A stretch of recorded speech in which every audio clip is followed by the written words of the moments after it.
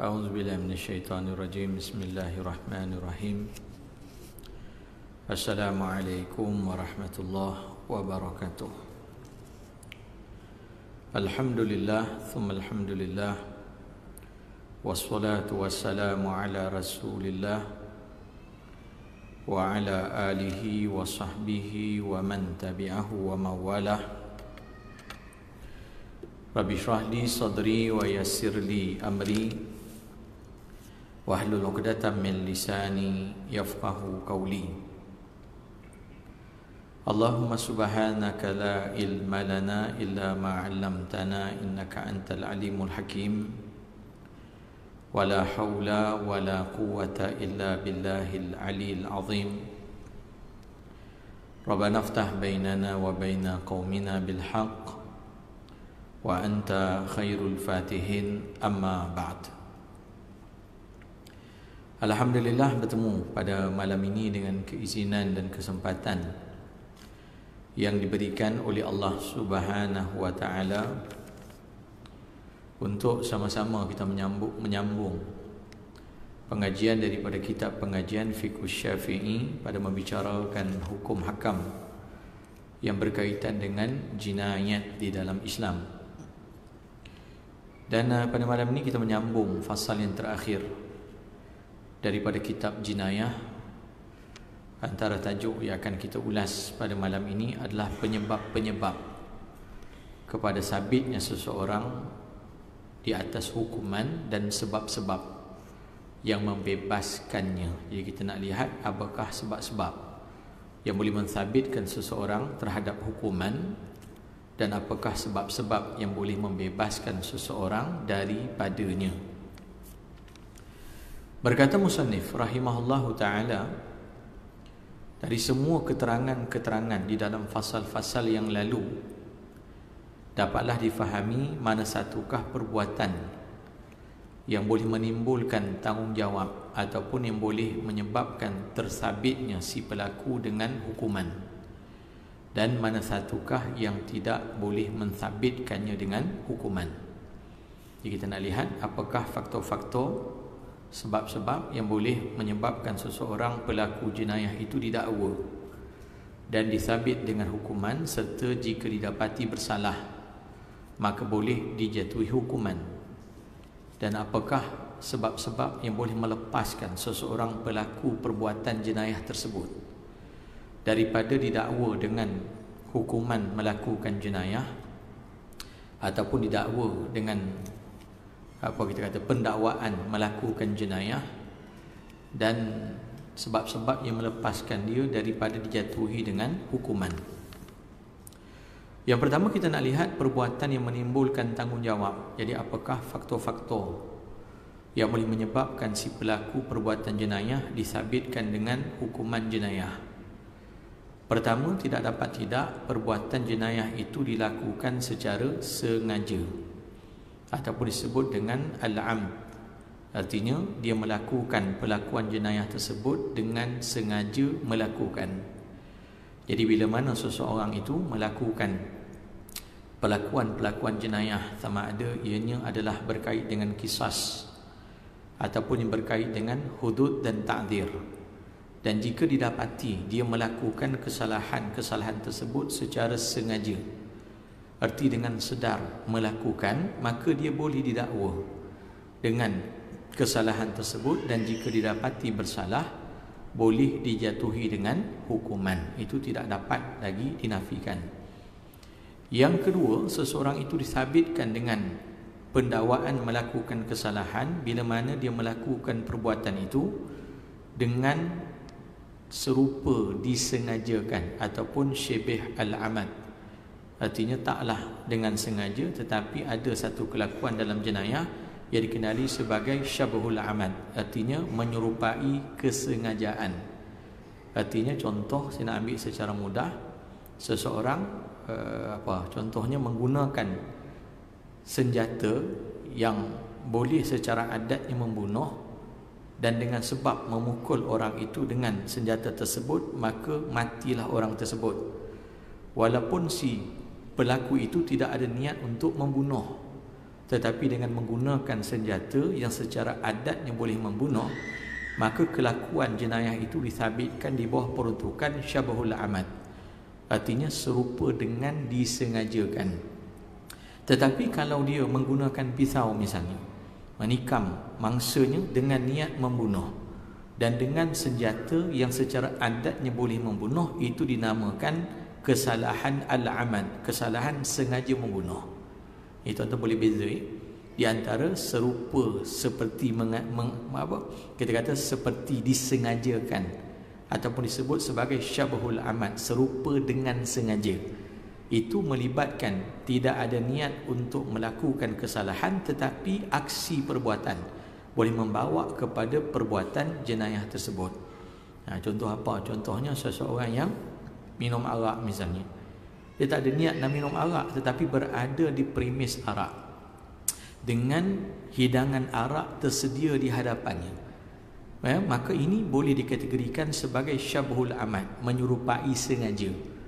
Walaupun dia tidak ada niat untuk meminum arak misalnya, niat nak minum kopi tuan-tuan, tapi berada di premis arak dengan arak terhidang di hadapannya. Ini boleh disabitkan dengan kesalahan.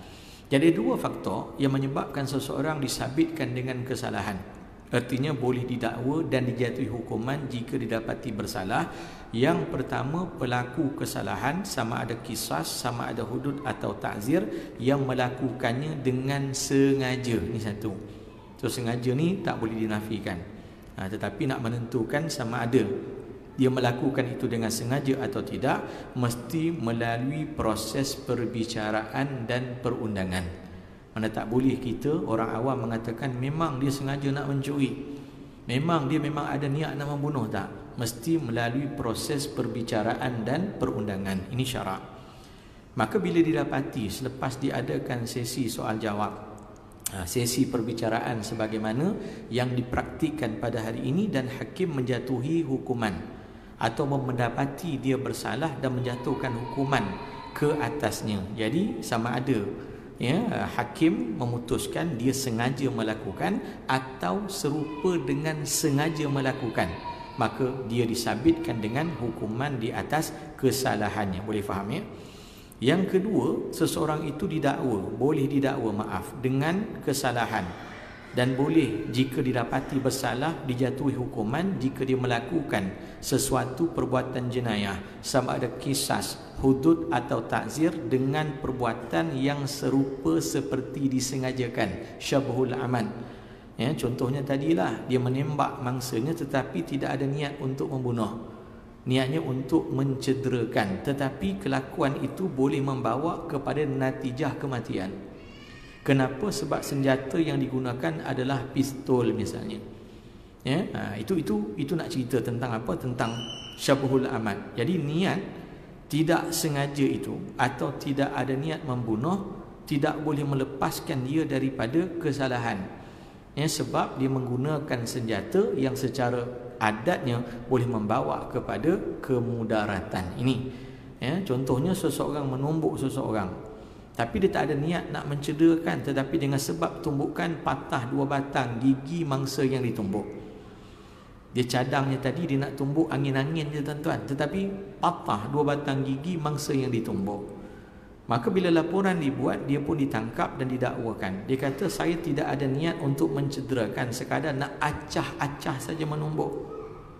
Maka kategori itu adalah kategori syabhul amad. Makna tidak ada niat untuk mencederakan, tetapi aksi itu boleh mencederakan. Ini kita tuan-tuan faham ya. Maka orang yang terlibat dengan kelakuan syabhul amad boleh didakwa di atas kesalahan, dan jika sabit boleh dikenakan hukuman. So ada dua kategori kesalahan, atau dua kategori ataupun dua jenis kesalahan yang boleh menyebabkan si pelaku kesalahan itu didakwa di atas kesalahan. Yang pertama, melakukan kesalahan secara al-amdu, secara sengaja lakukan. Dia sedar implikasi menembak tu mati. Dia tahu dengan sebab tumbukan sari ni boleh cedera yang kena tumbuk. Dia tahu tu impaknya. Maka dia lakukan dengan sedar. Itu dipanggil sebagai al-amad. Al-amad arti sengaja melakukan sabit kesalahan. Cuma nak pastikan dia bersalah tak bersalah, itu mesti melalui proses perundangan.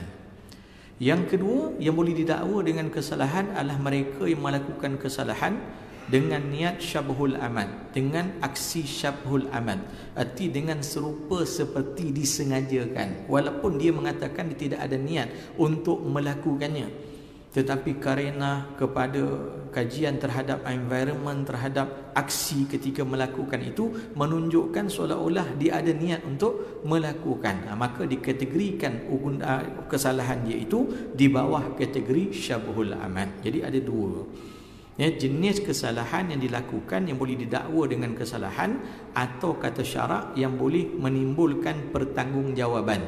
Yang pertama sengaja, yang kedua serupa dengan disengajakan. Adapun jenis yang ketiga, kesalahan yang dilakukan secara al-khata', secara tidak, ataupun secara al-khata', secara tersilap dan tersalah, maka ini boleh melepaskan si pelaku itu daripada dipertanggungjawabkan. Jadi ada tiga kan, kesemuanya aksi kelakuan jenayah. Yang pertama sengaja, kedua serupa disengajakan, yang ketiga tersalah. Maka dalam konteks yang ketiga, seseorang yang melakukan kesalahan kerana al-khata', kerana tersilap dan tersalah, tidak boleh dipertanggungjawabkan di atas kesalahannya. Jadi ada satu peruntukan dalam syarak. Jika terbukti selepas melalui proses perbicaraan di mahkamah, dia tidak ada niat untuk melakukan jenayah itu dan dia tersalah melakukan. Maksud tersalah itu khata' ataupun khilaf itu secara yang tidak dia sedari, maka secara undang-undang syariatnya dia boleh dikecualikan daripada dipertanggungjawabkan dengan kesalahan tersebut. Dalam arti kata lain, boleh dibebaskan oleh mahkamah. Ini contohnya apa? Contohnya seorang pemburu lah. Seketika dia memburu di dalam hutan, maka dia membedek yang sangkanya adalah seekor rusa misal. Maka ketika dia melepaskan tembakan, rupa-rupanya yang tertembak itu adalah rakan pemburuannya. Ini kita nak sebut sebagai al-khata'. Makna bukan dia ada niat untuk melakukan. Kalau kes tadi menembak tadi kan, tu ada niat nak menembak tapi bukan dengan maksud membunuh, cuma terbunuh, itu syabhul amal. Yang kita kategori ini dalam konteks al-khata', dalam konteks tersilap.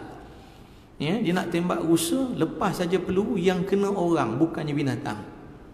Selepas melalui proses perbicaraan, hakim jelas dan berpuas hati bahawa dia termasuk di kalangan yang tersilap melepaskan tembakan.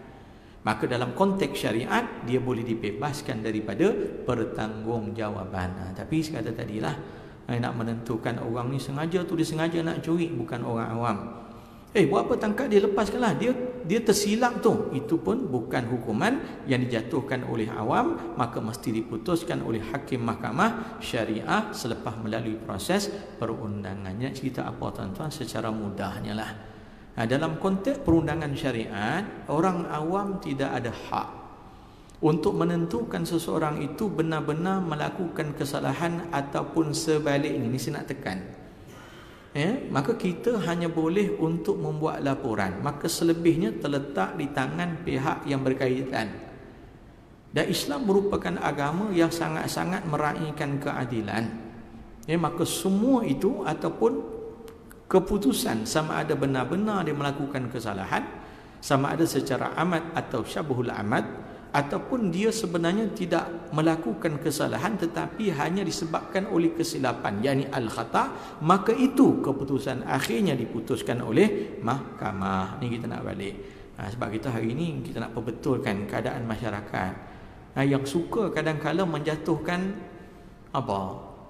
menjatuhkan hukum bersalah ke atas orang yang belum lagi dibuktikan bersalah oleh mahkamah. Ni kadang-kadang jadi satu budaya dalam masyarakat.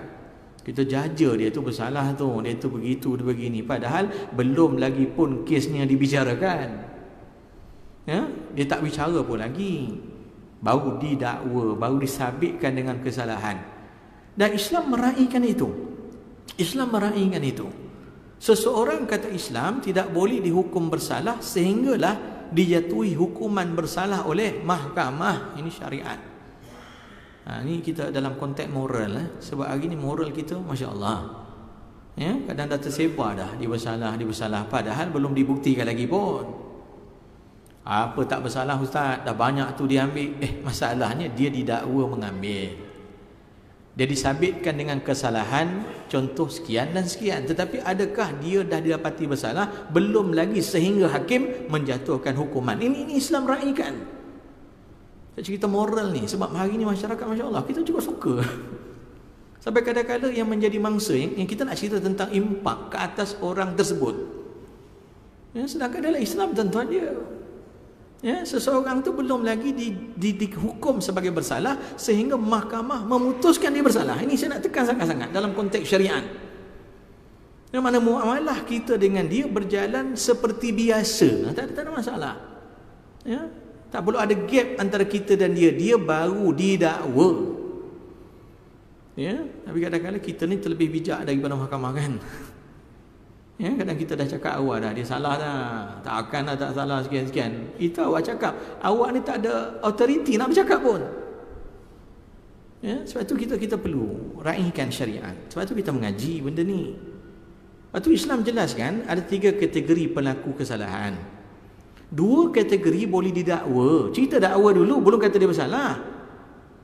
Yang pertama, pelaku kesalahan kisas baik, hudud baik, takdir baik secara al-amad. Al-amad sengaja nak lakukan. Ada evidence dia. Islam dia ada pembuktian. Ini yang menentukan dia bersalah. Tak tahu mahkamah. Yang kedua, dia melakukan kesalahan secara syabahul amad. Serupa seperti disengajakan. Itu pun mahkamah yang putuskan. Yang ketiga, pelaku kesalahan kerana tersalah dan tersilap. Itu pun mahkamah putuskan. Cerita semua mahkamah. Ya, dan orang awam tidak ada hak untuk menthabitkan seseorang dengan kesalahan atau melepaskannya. Ini tak boleh. Sebab kita nak betul. Sebab tu hari ni kadang kesian orang baru kena tuduh curi kasut di masjid dah separuh mati. Betul ke dia yang curi kasut? Kata yang pukul saya tak tahu, orang cakap. Orang cakap ni jadi masalah. Kalau kita nak didik ni masyarakat kita kena jadi masyarakat yang bertamadun. Masyarakat yang berbudi pekerti tinggi. Kau tidak tuan-tuan jadi barbarian kita ni. Asal orang kata dia yang curi buah rambutan awak, habis dia dipukul. Belum tentu dia entah dia nak melakukan kebaikan ke atas pokok rambutan awak. Itu sebenarnya dia. Lepas tu kadang-kadang hari ni jadi satu keadaan di mana orang malah nak melibatkan diri dalam perkara-perkara yang sebegini. Tak nampak lebih baik daripada mengaku nampak. Ya? Menjadikan orang tak nak mengambil tanggungjawab, tak nak jadi anggota masyarakat yang bertanggungjawab. Sebab isu ni lah. Ya? Masing-masing mendiamkan diri, masing-masing tak nak tegakkan kebenaran sebab takut nanti dengan sebab menegakkan kebenaran dituduh bersetongkol dengan pelaku kesalahan sebagai contoh. Ya, memanglah entah ustaz sama dengan dia, dia jadi macam tu pula. Nak tak nak kita diam dia selamat. Ini kedudukan syarak. Sebab saya sebut tadi tentang 3 kategori pelaku kesalahan. Masuk kepada tajuk yang berikutnya. Perbuatan-perbuatan yang boleh menghilangkan tanggungjawab. Ini hanya diputuskan oleh mahkamah. Cuma kita ambil saja sebagai suatu pemahaman ya. Yang dimaksudkan perbuatan-perbuatan jenayah itu tetap merupakan perbuatan yang dilarang oleh syarak. Tetapi yang melakukan perbuatan itu boleh dibebaskan daripada hukuman. Ini yang menentukan ini mahkamah. Cuma kita nak baca. Kadang-kadang kita nak tahu kenapa dia ni disabitkan dengan kesalahan tersebut tapi mahkamah bebaskan dia. Pasal apa ya? Ini antara faktor dan kriterianya. Yang pertama kata syarak, orang itu didapati melakukan kesalahan jenayah tersebut kerana terpaksa. Nampak? Jadi menentukan sama ada dia terpaksa melakukan kesalahan itu adalah mahkamah. Jadi dalam konteks mahkamah, antara yang dinilai sebelum seseorang itu dijatuhi hukuman adalah yang saya sebut tadi kan. Bila seseorang didapati sengaja melakukan, serupa seperti sengaja melakukan atau tersalah melakukan kesalahan jenayah, dia boleh didakwa di mahkamah. Maka di antara kriteria untuk mahkamah membebaskan si pelaku itu bila mana didapati dia itu melakukan kesalahan tersebut dengan beberapa faktor yang akan saya nyatakan. Ini pertimbangan mahkamah. Memanglah dia membunuh, memang betul dia membunuh, tetapi dia dibebaskan daripada tuduhan membunuh kerana ini. Yang pertama, orang yang terpaksa membunuh untuk menyelamatkan nyawa. Ini faham? Dipanggil dalam bab yang lepas kita panggil hukmu daf'is sa'il. Perbicaraan syarak tentang hukum menyelamatkan diri daripada menjadi mangsa kepada jenayah. Kita bincang dulu.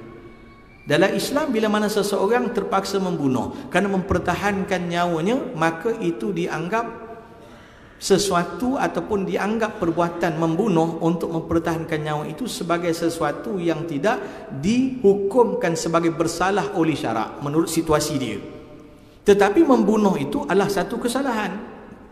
Tetapi kerana dia membunuh ataupun dia membunuh kerana mempertahankan diri, ini menjadi sebab untuk dia dibebaskan kata syariat daripada hukuman membunuh. Jadi antara faktor, kadang-kadang hakim melepaskan si pembunuh ataupun orang yang didakwa dengan tuduhan membunuh daripada hukuman membunuh. Yang pertama, bila hakim mendapati dia membunuh kerana terpaksa membunuh. Ini saya kata perbicaraan tadi. Ya, antara contoh terpaksa membunuh dipanggil dalam bab as-sa'il atau as-si'al. Apa maksud as-si'al? Membunuh diri untuk mempertahankannya nyawa. Ni kaedah. Cuma saya dah bincang dalam kuliah yang lalu tentang perbezaan hukum daf'is sa'il antara syariat dan yang diamalkan yang bersifat bukan syariat. Dalam konteks konvensional, kadang-kadang orang yang terpaksa membunuh kerana mempertahankan diri boleh didakwa dengan tuduhan membunuh kadang-kadang kan. Ini banyak kes yang cerita saya kongsikan dalam pengajian yang lalu. Ya, diawali dengan disabitkan di bawah 302, kemudian dipindahkan kepada 304. Mana orang yang membunuh kerana mempertahankan diri tetap dikenakan pendakwaan ke atasnya. Cuma di dalam Islam, bila seseorang itu didapati membunuh itu satu kesalahan, tetapi dia boleh terlepas daripada pertanggungjawaban membunuh.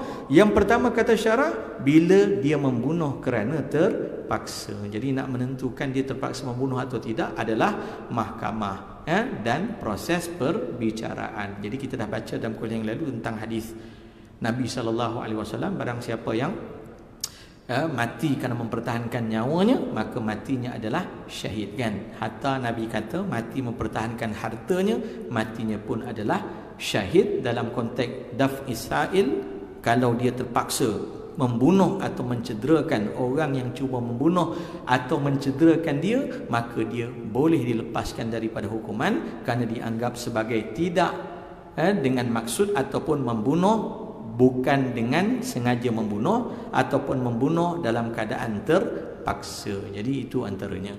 Sama jugalah kita kiaskan selain daripada membunuh, contoh orang minum arak. Orang minum arak satu kesalahan dalam syariat, boleh didakwa dengan hukuman hudud kan, disebat 80 kali sebatan.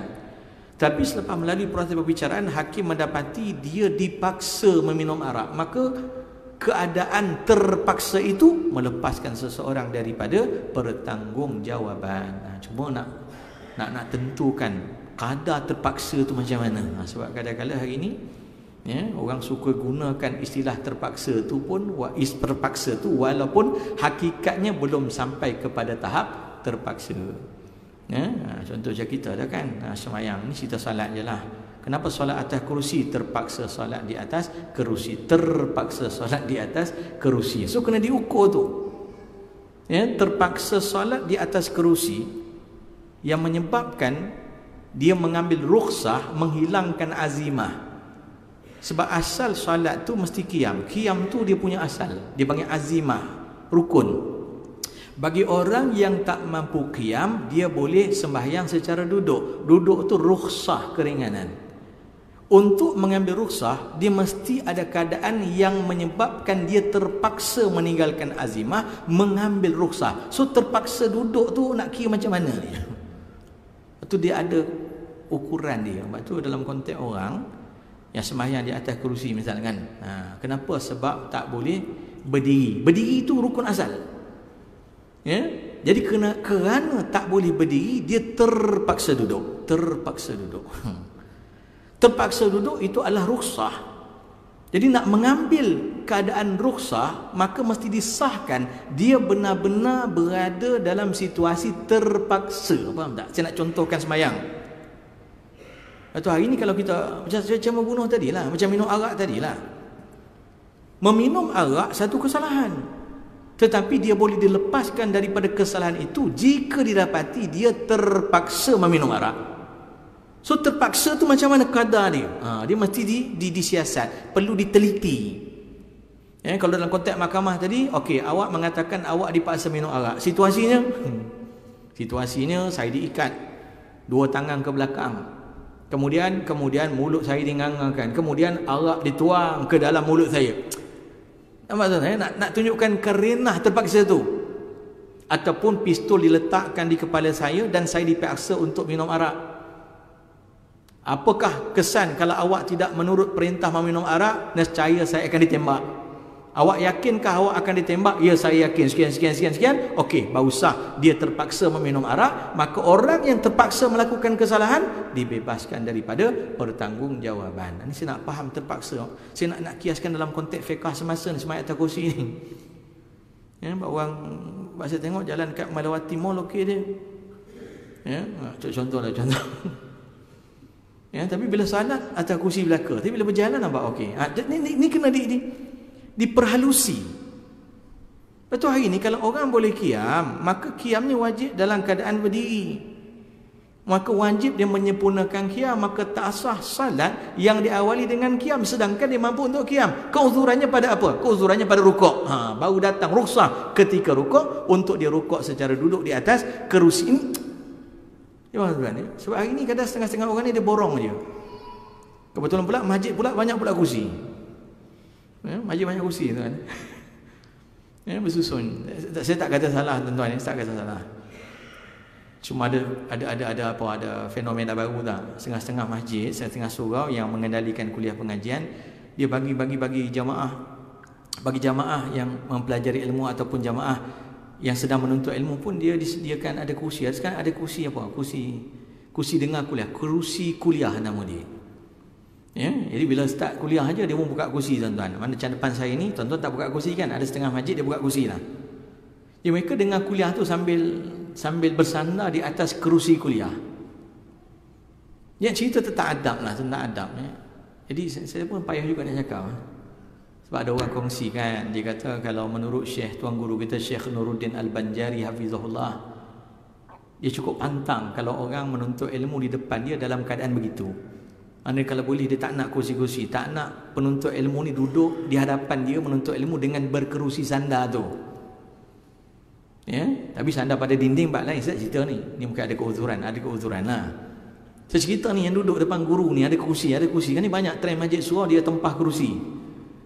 Saya tak pernah duduk kursi tu, tapi saya nampak macam okey lah sebab saya tengok dia santai betul, dia sandar relax kan. Jadi kalau menengok setengah tuan-tuan guru, dia tak bersetuju dengan kaedah duduk yang sebegitu di hadapan guru kerana dia anggap tak beradab dengan ilmu.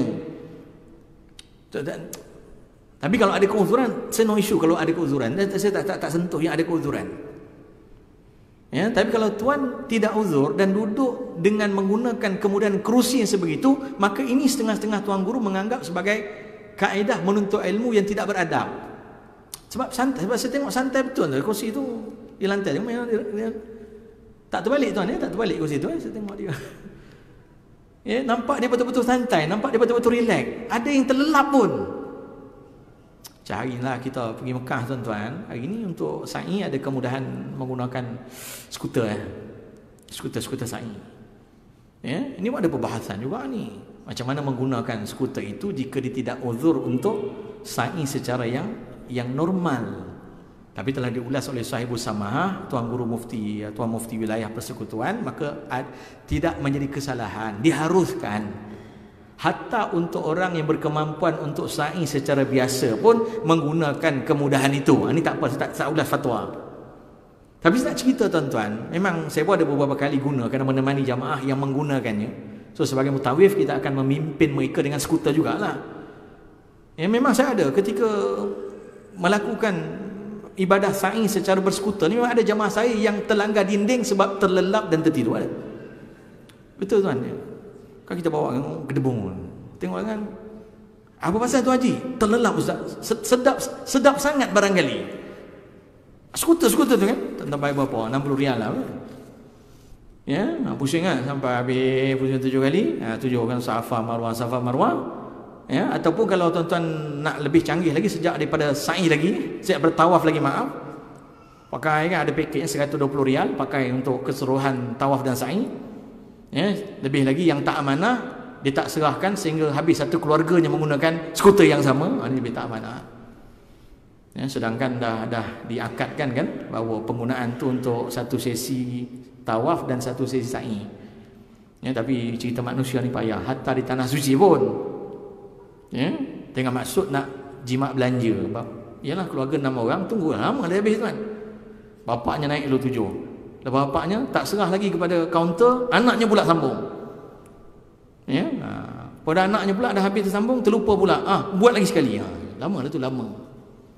Semasa nak balik tadi kepada apa? Kepada asas terpaksa ni macam mana? Seseorang yang terpaksa melakukan kesalahan jenayah, kesalahan tu tetap satu kesalahan. Meminum arak satu kesalahan, boleh disabitkan di bawah peruntukan kesalahan hudud. Tetapi dia meminum arak kerana terpaksa, dan terpaksa menjadi satu sebab untuk seseorang tak dipertanggungjawabkan dengan kesalahan. Kita bincang bab tu.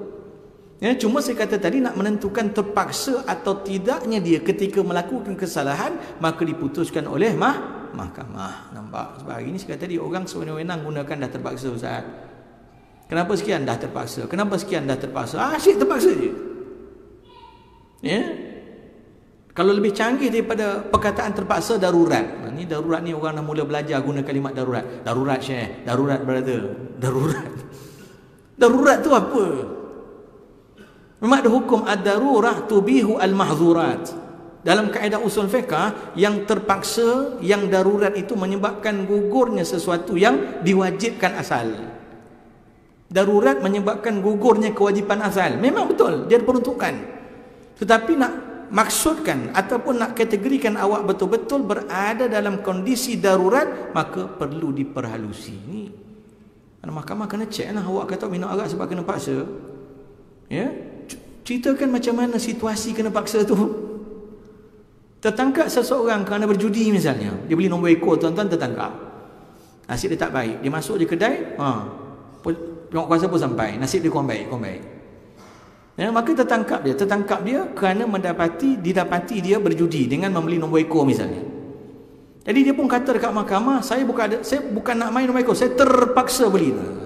Terpaksa tu, saya kata dia mesti diperhalusi. Terpaksa beli nombor ekor. Ya, motor dia, tuan-tuan, ya, helmet dia, sebab tu tangkap pakai helmet. Ya, dia parking motor depan kedai nombor kan, tak ada paksaan untuk parking di mana-mana. Jadi kena dibuktikan. Termasuklah jenayah-jenayah yang seumpama dengannya, seperti zina, seperti kelakuan-kelakuan jenayah yang lain. Maka mesti dibuktikan. Maka jika didapati dia melakukan kesalahan itu kerana terpaksa, maka kata syarak itu boleh menghilangkan pertanggungjawaban. Mana boleh lepas. Yang kedua kata syarak, seseorang dah adhan. 1 minit lagi. 8-9 ni. Seseorang boleh didakwa ataupun dilepaskan daripada pertanggungjawaban melakukan kesalahan walaupun perbuatannya itu adalah suatu perbuatan salah. Yang kedua, jika didapati ketika melakukan perbuatan itu dia berada dalam situasi hilang akal. Yang kedua, ya, contohnya tak sedar, contohnya gila, maka boleh jika dibuktikan dia membunuh dalam keadaan dia tidak sedar dan hilang akal, maka dia tidak boleh dipertanggungjawabkan dengan kesalahan membunuh. Azan ni.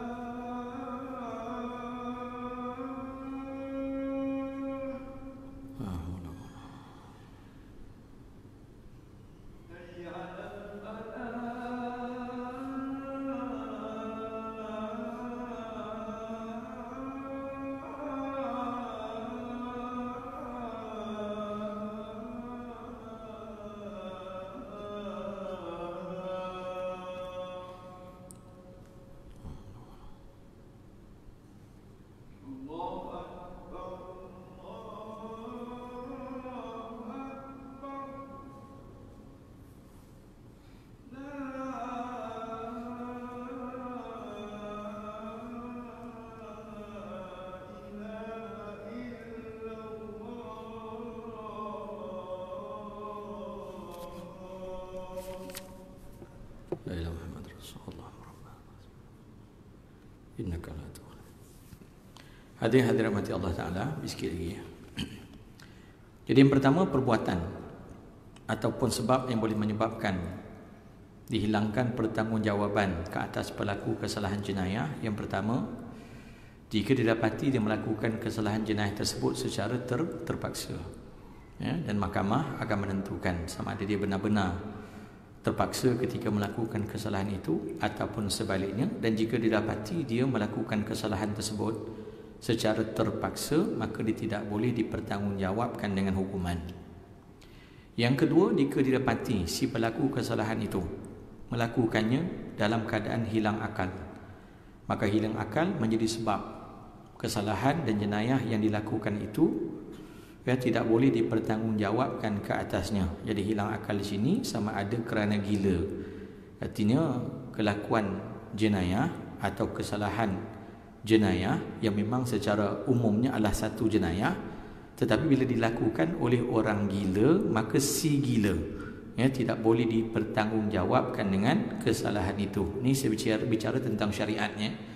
Jadi nak menentukan sama seperti terpaksa tadilah, adakah dia benar-benar gila atau buat-buat gila, maka mesti ditentukan oleh mahkamah. Banyak kes-kes yang sedang dibicarakan di konvensional pun hari ini ya, memang ada kan penglibatan orang-orang yang didakwa sebagai gila, maka dengan sebab pendakwaan ataupun dengan sebab gila itu, maka dia terlibat di dalam melakukan jenayah. Jadi adalah prosedur untuk membuktikan dia benar-benar gila, dan gila tu termasuk di bawah maksud hilang akal. Termasuk sebab hilang akal yang boleh menyebabkan hilangnya pertanggungjawaban terhadap jenayah yang dilakukan adalah mabuk. Mabuk itu juga termasuk di antara maksud hilang akal yang boleh menyebabkan si mabuk itu terlepas daripada pertanggungjawaban melakukan kesalahan. Tetapi mabuk itu sendiri merupakan satu kesalahan. Contohnya ketika dia mabuk, dia membunuh. Dan bila didapati, bila diadakan perbicaraan, maka terbukti bahawa dia membunuh ketika dia mabuk, maka dia boleh tidak dipertanggungjawabkan dengan kesalahan membunuh, tetapi boleh disabitkan dengan kesalahan mabuk. Yang ketiga, tidur. Contohnya seseorang yang melakukan kesalahan dalam keadaan tidur. Tidur termasuk di bawah kategori hilang akal. Jadi kena buktikanlah, mungkin dia mengidap satu jenis penyakit yang melakukan aktiviti ketika tidur, ataupun penyakit boleh melakukan aktiviti ketika tidur. Contoh ketika tidur tu dia membunuh misalnya. Ketika dia tidur dia melakukan sesuatu boleh mencederakan orang lain. Maka jika didapati dia melakukan perbuatan mencederakan sebagai contoh atau membunuh sebagai contoh dalam keadaan dia tidur, maka dia tidak boleh dipertanggungjawabkan dengan kesalahan itu. Ini nak faham je. Masih nak cerita kepada tuan-tuan bahawa begitu telitinya begitu telitinya penyiasatan dilakukan oleh syarak. Sebab dalam konteks syarak melepaskan ataupun dalam konteks syarak melepaskan orang yang bersalah adalah lebih baik daripada menghukum orang yang tidak bersalah. Itu prinsip. Dalam prinsip syariat melepaskan orang yang bersalah lebih aula berbanding menghukum yang tidak bersalah. Boleh faham tuan? Mana Islam merupakan agama yang sangat-sangat menitik beratkan keadilan. Sehingga datang satu kaedah, saya ulah balik kaedah, melepaskan si yang bersalah lebih aula daripada menghukum yang tidak bersalah. Sebab dengan melepaskan yang bersalah, mudah-mudahan satu saat nanti dia beroleh hidayah dan taufik, lalu diberi keinsafan oleh Tuhan. Mudah-mudahan. Berbanding menghukum yang tidak bersalah. Ini suatu penganiayaan dan kezaliman. Ini yang kita bimbangi maksud saya tadi. Sebab itu dalam perbahasan kita hari ini nak menerangkan tentang telitinya perbicaraan, telitinya perundangan syariat terhadap kes-kes yang melibatkan hukuman ke atas bersalah. Mana Islam dia cukup tak nak menghukum orang yang tak bersalah. Nak faham? Ini prosedur tadi. Yang pertama dilepaskan kalau dia terpaksa. Kedua dilepaskan kalau hilang akal. Yang ketiga, perbuatan ataupun keadaan yang menyebabkan si pelaku jenayah itu tidak boleh dipertanggungjawabkan dengan kesalahan.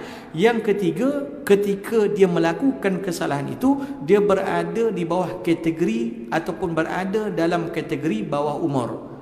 Artinya seseorang kanak-kanak lah, kita ambil mudah, yang melakukan kesalahan tak boleh disabitkan atau dipertanggungjawabkan dengan kesalahan yang dilakukan. Walaupun membunuh itu adalah satu kesalahan, tetapi bila kanak-kanak yang membunuh, si kanak-kanak tak boleh pertanggungjawabkan dengan kesalahan membunuh. So kita di Malaysia pun kita ada akta kan. Kita ada akta kanak-kanak tahun 2001, akta 611 kita panggil. Di mana dalam konteks Malaysia, mereka yang berusia di bawah 18 tahun tak boleh disabitkan dengan sekian-sekian pertuduhan, tetapi perlu diperuntukkan di bawah kesalahan juvana kan. Kita ada statut juvana. Itu terpakai kan. Bahkan itu dalam, saya tak cerita tentang Islam, saya cerita tentang konvensional. Bahkan telah diputuskan oleh convention bangsa-bangsa bersatu terhadap hak kanak-kanak kan ada convention. Keluar satu karar, satu perkara peruntukan hukum bahawa kanak-kanak tidak boleh didakwa dengan kesalahan. Ni terpakai dalam konvention bangsa-bangsa bersatu. Itu dalam hak menjaga kanak-kanak. So dalam konteks Malaysia kita ada akta kanak-kanak 2001. Kita ada enactment kanak-kanak 2001. Dia ada akta tu, akta 611 saya ingat. So akta 611 itu terpakai. Kalau si pelaku jenayah tu berusia bawah 18 tahun, dia tak boleh disabitkan dengan kesalahan. Dia mesti diletakkan di bawah statut akta juvana dipanggil. So dalam Islam juga demikian. Tapi Islam bukan yang menentukan kanak-kanak atau tidak itu pada usia 18 tahun, tidak. Penentuan sama ada dia kanak-kanak atau tidak ditentukan oleh status akil dan balighnya, ataupun sebut secara mudah balighnya. Jadi had usia baligh menentukan sama ada dia kanak-kanak ataupun dewasa. Cuma dalam konteks kita pakai 18 tahun. Kalau dalam fiqh kan had usia yang dikategorikan secara hukum sebagai baligh 15 tahun, betul. Sebab tu dalam mazhab kita bahkan sebagian besar daripada fuqaha menentukan bahawa bila seseorang berusia 15 tahun maka automatik dia dihukumkan sebagai cukup umur. Walaupun dia mendakwa belum cukup umur, tapi terpakai ketika berusia 15 tahun. Dalam mazhab Hanafi misalnya, dia lebih atas daripada itu sehingga mencecah usia 19 tahun. Ini perbahasan fuqaha. Cuma kita ambil dalam jumhur mengatakan had usia dewasa kanak-kanak tu 15 tahun. Dalam Akta 611 terpakai di Malaysia ni di bawah usia 18 tahun. So seseorang yang melakukan jenayah ketika melakukan itu dia berusia di bawah 18 tahun, maka dia hendaklah dibebaskan daripada peruntukan tetapi diletakkan di bawah statut akta juvana. Dia lain pula. Jadi ini yang kita nak lihat. Jadi kanak-kanak tak boleh dipertanggungjawabkan dengan kesalahannya. Sebab tu hari ini pun kadang-kadang setengah-setengah negara dunia ketiga ni, ya, mereka melatih pemberontak di kalangan kanak-kanak tu tengok. Setengah-setengah negara tu pemberontak budak-budaknya, kadang senapang tu tinggi pada dia lagi. Ya, ini satu bentuk penganiayaan terhadap kanak-kanak kan. Setengah negara. Jadi macam mana nak charge tu? Kanak-kanak tu dia terlibat dalam peperangan, dia menjadi gerila upahan tapi dia kanak-kanak. Kita nak bunuh dia tak boleh, tapi dia boleh bunuh kita sebab dia dilatih untuk membunuh. Dan kalau dia membunuh, misalnya, adakah dia boleh didakwa di bawah peruntukan undang-undang syariat? Tak boleh kata syarak. Ya, sebab dia adalah kanak-kanak. Nampak ni? Ini cerita ya. Kemudian terakhir yang keempat, seseorang boleh dilepaskan atau tak dipertanggungjawabkan ya, dengan kesalahan yang dilakukan, walaupun itu namanya kesalahan, jika dia dimaafkan oleh orang yang menjadi mangsa kepada kesalahannya. Undang-undang tak boleh buat apa-apa. Contoh dalam bab kisas, bila keluarga yang terbunuh memaafkan si pembunuh, maka hukuman balas bunuh tak boleh dilakukan ke atasnya. Nampak tak? Itu kekuatan memaafkan oleh mangsa sendiri ataupun keluarga mangsa dalam konteks kisas yang melibatkan pembunuhan. Maka bila si mangsa memaafkan orang yang melakukan jenayah ke atasnya, automatik kata syarak, si pelaku jenayah tak boleh bertanggungjawabkan dengan kesalahannya. Nak letak nilai memaafkan tu, nak letak nilai memberi maaf tu suatu kedudukan yang amat-amat tinggi di dalam Islam ya? Sehingga memaafkan si pelaku jenayah oleh mangsa, kata kitab, yang dirugikan, melepaskan si pelaku itu daripada kesalahannya. Subhanallah. Perbuatan suatu kesalahan tu. Nak cerita besarnya kekuatan memaafkan. Nampak? Sehingga boleh menggugurkan hukuman bersalah ke atas pelakunya. Subhanallah. Tu dalam konteks manusiawi tuan. Apalagi yang namanya afwullah, kemaafan Allah. Kemaafan makhluk menggugurkan hukuman. Apalagi yang namanya kemaafan Allah. Ya, so bila Allah memberikan kemaafan, Allahu Akbar, habis. Bila Allah memberikan kemaafan, tak ada satu pun yang boleh mengatakan atau menjadikan dia bersalah di sisi Allah Subhanahu wa taala. Sebab tu banyak hadis yang menerangkan tentang kemaafan Allah, yang menerangkan tentang kemaafan Allah. So bila Allah memberikan keampunan dan kemaafan, maka ibarat dia tak pernah melakukan sebarang kesalahan. Dalam konteks manusiawi pun kemaafan tu ada nilai. Tapi maaf tu maaf yang betul lah. Jadi dalam konteks kisas ni nanti mahkamah mesti ada proses perbicaraan tak? Contoh kisas pembunuhan lah. Ya, maka disabitkan dengan kesalahan membunuh, hukumannya balas bunuh. Tiba-tiba keluarga mangsa yang dibunuh tu kata dekat mahkamah, saya maafkan si pembunuh. Kita tahu ya, kesan memaafkan tu boleh menggugurkan hukuman balas bunuh. Kesannya besar, gugur ni. Ya. Tetapi mahkamah berhak untuk memastikan bahawa dia benar-benar memberikan kemaafan kepada pelaku jenayah. Ni baliklah. Ya, macam kita dah kan. Cuma mahkamah adalah dia punya mekanisme dia. Nak tentukan bahawa bapa kepada mangsa yang kena bunuh ni memaafkan si pembunuh anak dia. Dia kata saya maafkan, nak tengoklah adakah dia maafkan tu kerana ada unsur paksaan, unsur ugutan. Benarkah dia memaafkan dari hati ke hati? Ini adalah mekanisme. Mudah-mudahan macam kita lah. Kita kan bila raya, asal raya minta maaf, asal raya minta maaf, tak raya tak minta maaf. Tak apalah kan, siap tambah lagi kosong-kosong. Nak ada mekanisme lah, nak betul, nak pastikan yang minta maaf kita ketika raya tu betul. Ya, mesti betul-betul dari sini lah. Bila betul-betul dari sini, maka gugur hak ataupun tak boleh dipertanggungjawabkan hukuman ke atas yang melakukan kesalahan. Jadi habis tajuk untuk malam ni, insya-Allah kuliah akan datang kita akan masuk Tajuk yang berikutnya berkaitan dengan hal-hal yang diharuskan oleh syariat walaupun asal hukumnya dilarang. Ini termasuk jugalah bab yang berkaitan dengan perubatan. Artinya kalau perawat lelaki merawat pesakit yang bukan mahramnya, maka diharuskan oleh syarak dalam keadaan-keadaan yang tertentu. Termasuk jugalah di sini pula dibicara tentang apa ni?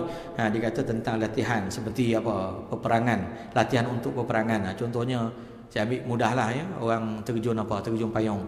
Ya, terjun payung, latihan kalau dia adalah dinisbahkan kepada latihan ketenteraan, maka itu boleh dianggap sebagai sesuatu diharukan sebab terjun payung ni aktivitinya boleh membawa kepada kematian.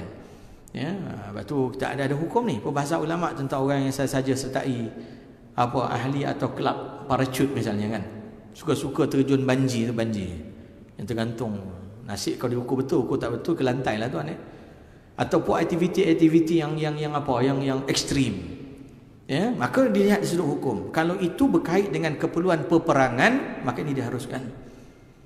Ya, tetapi kalau bukan melibatkan keperluan peperangan dan ketenteraan kata syarak, maka hukumnya adalah dilarang dan termasuk dalam perbuatan membunuh diri. Faham? Wala tulqu bi aidikum ila tahlukah. Jangan campakkan diri kamu ke dalam kebinasaan. Sebab parachute tu kalau tak kembang mati. Ya, awak panjat dinding, kalau tangan tak kuat grip jatuh jalan. Awak banji jam kan, kalau banji tu awak terlebih ukuran tali tu, awak cecah lantai, pecah kepala. Ya, maka kalau tanpa sebab dengan maksud ketenteraan dan peperangan, haram. Hari ini sukan ekstrim ni jadi minat setengah-setengah orang. Kat Malaysia ni sukan ekstrim mula dapat tempat. Sukan ekstrim, ya, mana suka aktiviti lasak. Kalau tak setakat bawa scrambler ya tuan-tuan, panjat bukit tak apa. Ni cerita yang memang ekstrim ni, natijah dia mati. Ya, sebab tu ada perbincangan para fuqaha. Ya, orang sertai aktiviti-aktiviti glide sebagainya. Dia tengok macam mana. Dia punya risiko kematian tu peratusannya bagaimana. Kalau peratusan risiko dia tinggi, high risk punya aktiviti sukan, ini termasuk tak boleh ni dalam syarak. Bukan masalah dia profesional, bukan masalah dia terlatih, bukan masalah tak. High risk. Risikonya nyawa. Setengah ahli silap mata kan hari ni cukup hebat kan, David Blaine. Di barat kan, David Blaine tu lagi canggih kan. Dia tembak, tangkap peluru pakai apa? Pakai mulut, pakai gigi. Ya, orang Islam tak boleh tuan. Bukan masalah orang Islam penakut, tak boleh. Sebab nyawa ni sesuatu yang perlu dijaga dan dihargai. Maka cukup sekadar itu untuk hari ini, insya-Allah. Kita sambung nanti kuliah akan datang untuk tajuk saya nyatakan tadi. Ada soalan tak? Kalau ada lah.